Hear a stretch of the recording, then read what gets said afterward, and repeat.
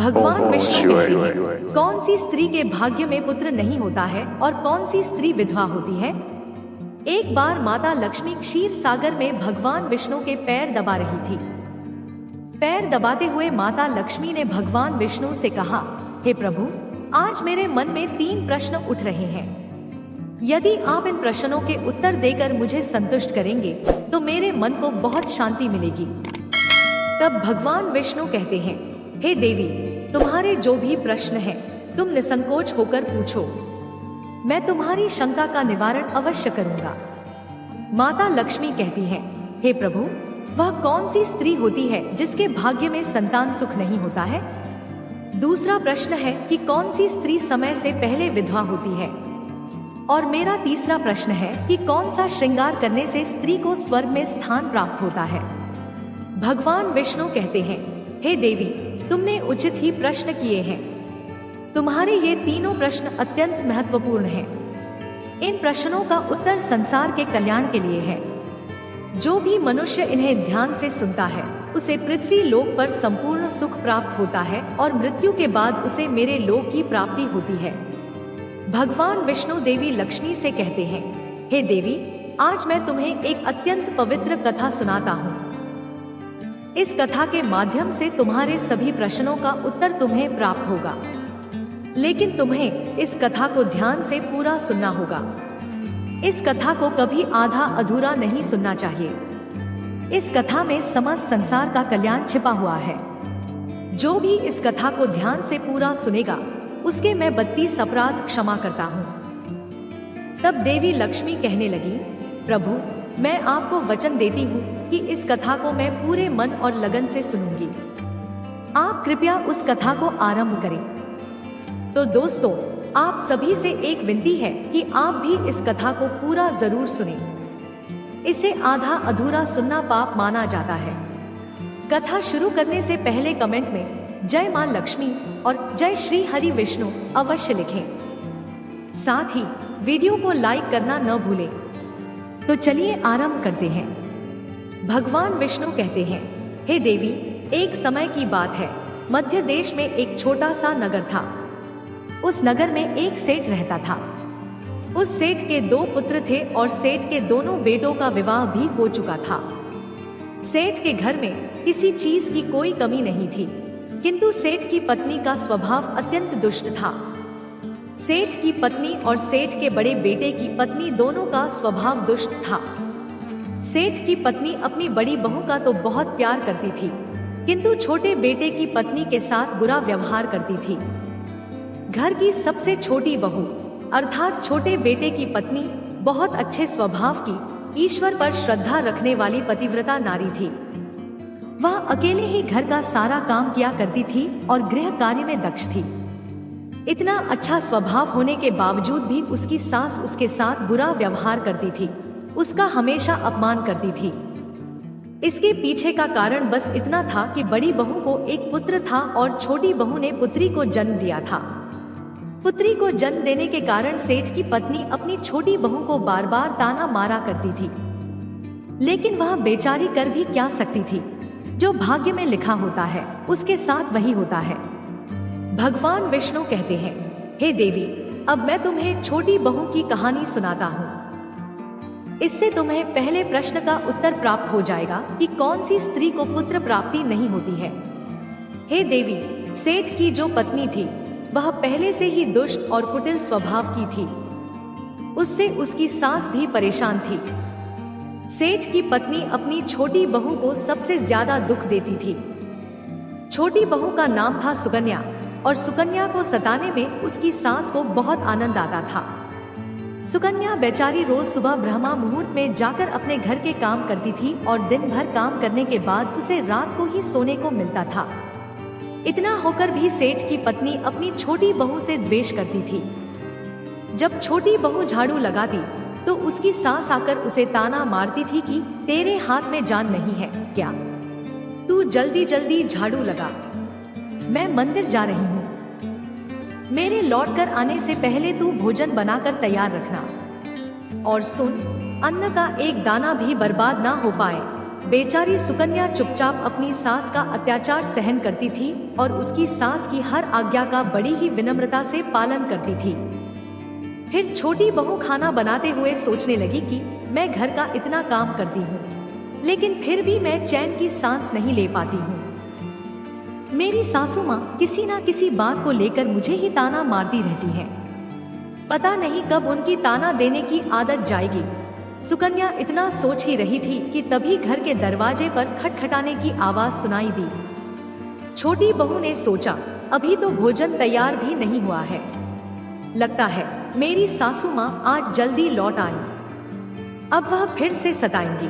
तब सुकन्या ने दरवाजा खोला तो उसने देखा कि द्वार पर एक सन्यासी खड़ा हुआ है। वह सन्यासी सुकन्या से कहने लगा, बेटा सदा सुहागिन रहो, तुम इस सन्यासी के लिए कुछ भोजन का दान करो। हे पुत्री, मुझे बड़ी भूख लगी है।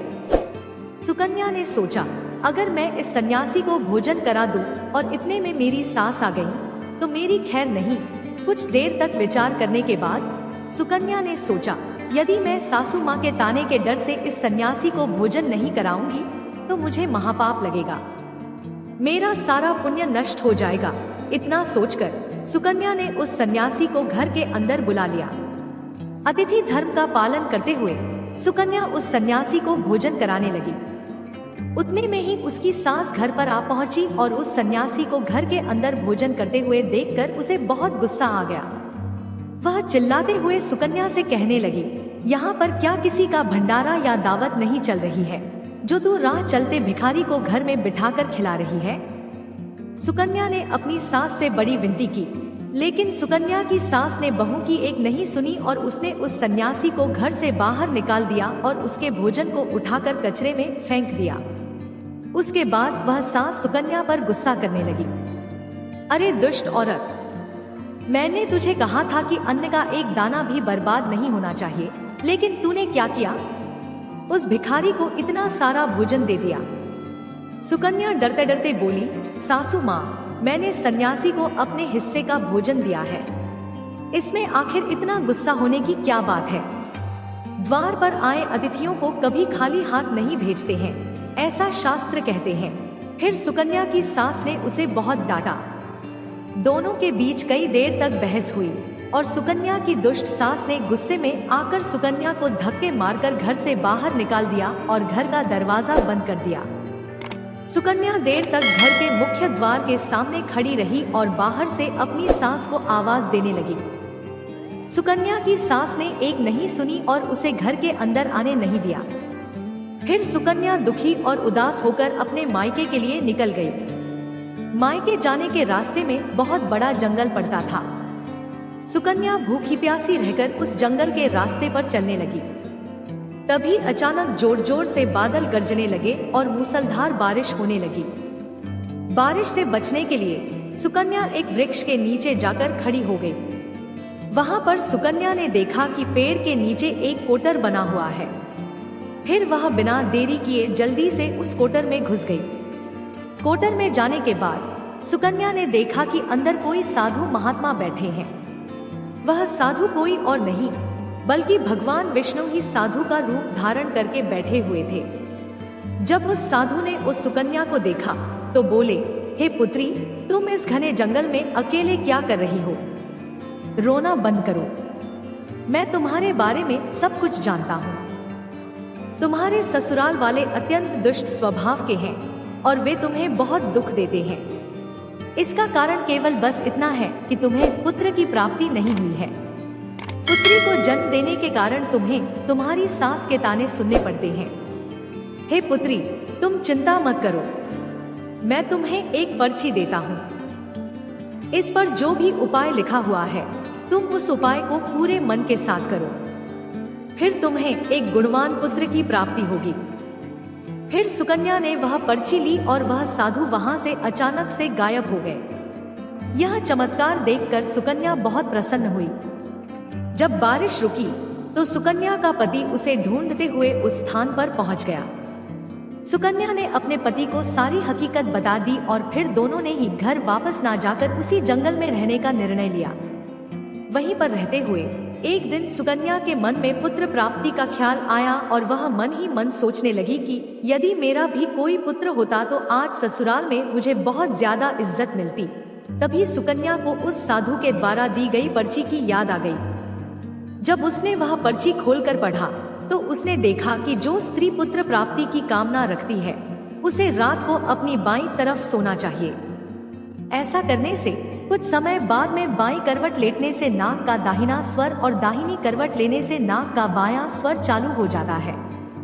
फिर जब पुत्र की इच्छा हो तो उस स्थिति में मिलन से पहले यह सुनिश्चित कर लेना चाहिए कि पुरुष का दायां स्वर चलने लगे और स्त्री का बायां स्वर चलने लगे और उसी समय पर गर्भाधान किया जाना चाहिए।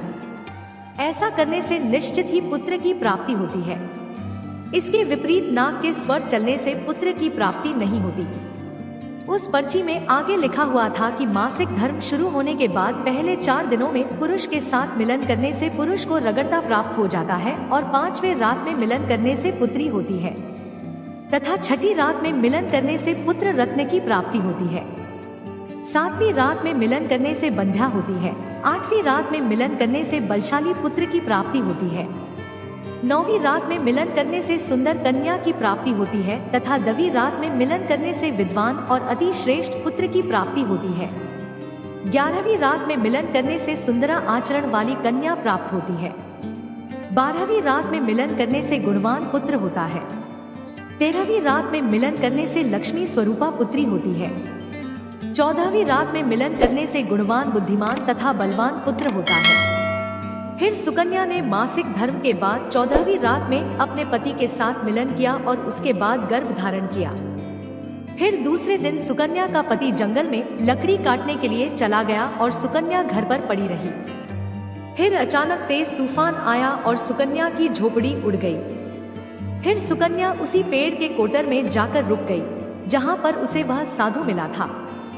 सुकन्या वहां अपने पति की राह देख रही थी कि अचानक वहां पर 2 राक्षसी आ गई। वह राक्षसी अत्यंत मायावी थी। फिर उन्होंने उस कोटर के साथ पेड़ को उड़ाकर एक ऐसे स्थान पर चली गई जहां पर बहुत सारा सोना था। जब सुकन्या ने यह दृश्य देखा तो वह चौंक गई। सुकन्या पेड़ के कोटर में छिपी रही। जब वह राक्षसी भोजन की तलाश में गई तो सुकन्या ने उस स्थान से बहुत सारा सोना उठा लिया और उसे कोटर में भर लिया। जब वह राक्षसी लौट आई तो फिर से पेड़ पर बैठकर वे उस पेड़ को उड़ाकर उसी जंगल में आ गई। राक्षस के जाने के बाद सुकन्या वह सारा सोना लेकर अपने पति के पास चली गई और उसे वह सारा सोना दे दिया। फिर पति और सुकन्या दोनों अपने ससुराल को लौट गए। वहां जाकर उसने अपनी सास को वह सोना दे दिया और सारी हकीकत बता दी, जिसे सुनकर उसकी सास को बहुत गुस्सा आया और बोलने लगी, अरे मूर्ख औरत, तू बस इतना ही सोना लेकर आ गई। इतने सोने से क्या होगा? मैं होती तो बहुत सारा सोना लेकर आ जाती। फिर उसकी सास भी उस जंगल के कोटर में जाकर छिप गई और राक्षसों की राह देखने लगी। तभी वह 2 राक्षसी वहां पर आईं और फिर उन्होंने उस कोटर को उड़ाकर एक बर्फीले पहाड़ पर ले गई। यह देख सास बहुत क्रोधित हो गई और बोलने लगी, यह कहाँ लेकर आई हो? यहाँ तो बस बर्फ और मिट्टी है।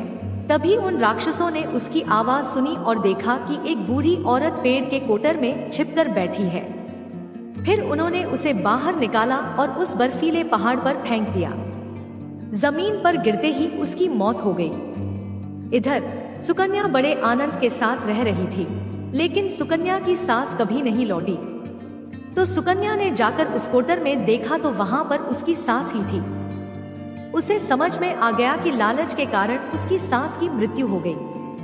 भगवान विष्णु कहते हैं, हे लक्ष्मी, जिस स्त्री को पुत्र प्राप्ति की कामना है उसे मैंने सुकन्या को दी हुई पर्ची में बताए गए उपाय जरूर करने चाहिए। तुम्हारा दूसरा प्रश्न यह था कि किस कारण से स्त्री जल्दी विधवा होती है।